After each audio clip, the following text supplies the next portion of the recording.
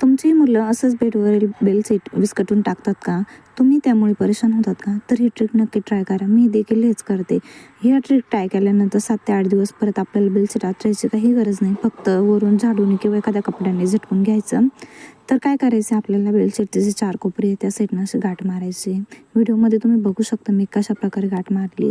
तर दुसऱ्या साईडला जी आपली भिंतीची बाजू असते त्या साईडला अगोदर दोन्ही साईडने गाठ मारून घ्यायची आणि जी मधली बाजू असते ती आपली चांगली आपण खोचून घ्यायची. नंतर आपण बाहेरची जी बाजू आहे बेलसीटची मी जी आता दाखवते व्हिडिओमध्ये ती आधी माप मोजून घ्यायचं आणि मग बेलसीटच्या साईडला गाठ मारायची आहे.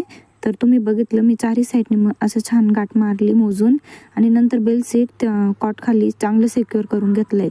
त्यामुळे बेलसीट 7 ते 8 दिवस काय उचकत पण नाही आणि ती म्हणजे दररोज आथरायची काही गरज पण पडत नाही. नाहीतर घरात लहान मुलं म्हटले का दररोज बेलसीट हे आथरावंच लागतं. तर व्हिडिओ युजफुल वाटला तर नक्कीच